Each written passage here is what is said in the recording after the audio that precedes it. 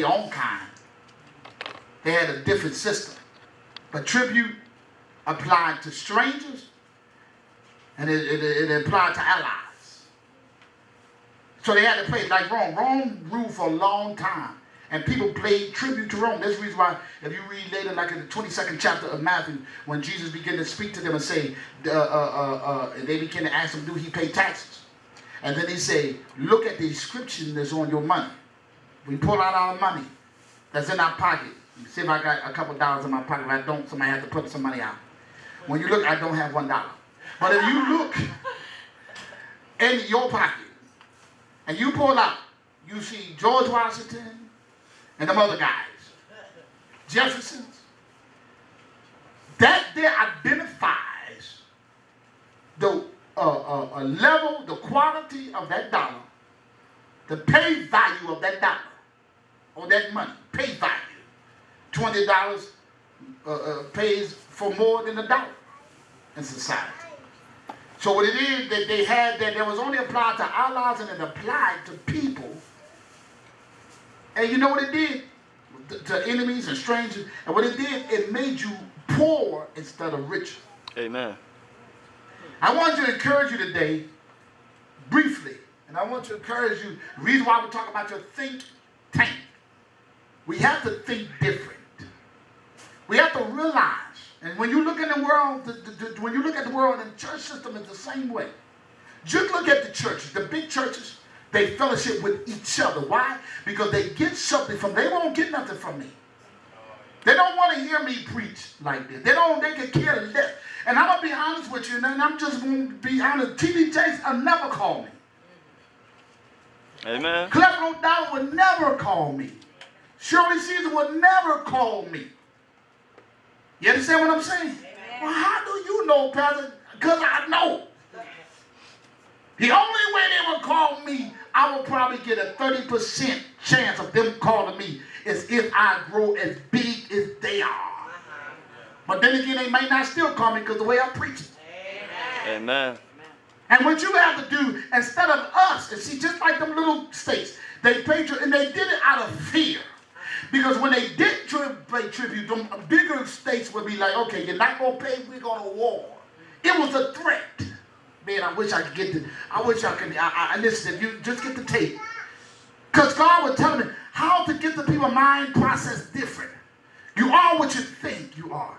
So the reason why we give what we feel we can to God, or a little bit to God. The reason why I showed you that plate today, I showed you for a reason, is because we don't think, that's how we think about God when we give. And we give this level, we say, well, God, this is what I'm going to give. It's not what you can give. See, the Bible said this. The Bible said there was a lady with 2 little mites, and she gave more than those that had. She does because she gave everything she had. Amen. Now, when you don't look at what the quality of what she got, that she gave, you got to look at where her heart was when she gave. Amen. And she said, all I got is these 2 little mites.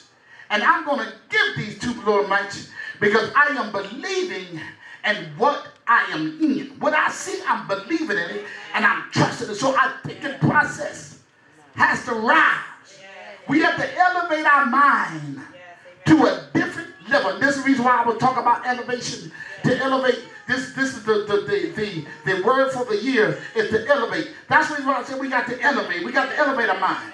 The reason why there's little things that bother, when you notice in your life, it's really little things that bother you. It's not really the big things that bother, it's the little things that bother. And the little things bother you because our mind has not elevated to a level in which we can get through those things. Amen. So then our life is just a process. It's a constant go around over and over and over. And we try new methods. And those new methods don't do nothing. Amen. And God said, I put you on a road called straight. Amen. And if you stay on that road, and if you stay with the process that I gave you, then everything gonna be all right. Somebody say amen to the Lord. So when he said, listen, tribute. So he asked Peter a question. What did he ask him, though? He said what? He said, what thinkest thou? Now, first of all, Peter, I want you to let me know what you think. One thing about God, God likes to know what we think. Amen. What we think is important. Because what you think, God has a way of helping you and teaching you how to think when your think process is not in the place where it needs to be. Amen. So this is the reason why the Bible tells us to pray. God, you got to open up. Well, God knows everything. He knows everything, but he wants to hear from you. And this is how, the best way for you to change the things that you're doing or the things that you're in is that when you can hear yourself. Because sometimes, you got to hear how crazy you really is when it comes to believing God. Or when you frustrated, you begin to not believe in nothing. And I'm giving up, I'm stopping, I'm throwing in the towel. Amen. And people do that with God, but they never do that to the world. I don't understand that for the world. Amen. When it comes to this, how the way you go so I'm going to give up on God, but you ain't giving up on them power miles or nothing like that. Oh, that helps me. Now that does not, it helps you. It helps to kill you. That's what it does.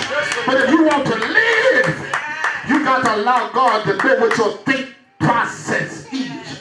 And when we begin to start thinking about giving up all the time and begin to start thinking that I'm going to be strong. Let me tell you about no soldier. Ain't no soldier going to go to war and come up against the German soldiers and say, you know what? I can't beat you no way. So I might as well just get in, throw my gun down, pow, they're going to shoot you. They have no compassion for you throwing it in the towel. To them you are a coward. But God said, I call soldiers. And the soldier that I call will stand firm regardless of the situation. Real soldiers, they stay there until the end of the fight. A captain that's a real captain of that ship. He said, I'm going down with the ship. If the ship going down, I'm going to make sure everybody get off. And I'm going to stick with my baby. And with God, you got to stick with God. Even when it looks like that things is going down and things is going to collapse, God said, I'm going to save my babies because I'm the protector of my children. I don't care how it looks to you. I don't care how it feels to you. Know this one thing, that God said, I'll never leave you. Not the way I forsake you. And I will be with you always, even to the end of the world. You gotta think that way. Somebody say it. I'm gonna tell you something. And I'm only gonna say this because I believe in my God. Some of you look around and you say a little thinned out.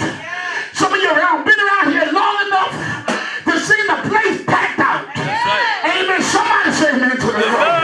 You see our services when you had to take up the seats. Amen. Shouting all over the place. But that was then. Amen. And when you look around now, sometimes people get discouraged. What you get discouraged about? Somebody say amen. Say when you got them in. You got to get up again. God said, I'm the same today, yesterday, and forevermore. Can I tell you about this God that I got a relationship with? I've seen a lot of thinned out days. I've seen a lot of lonely days.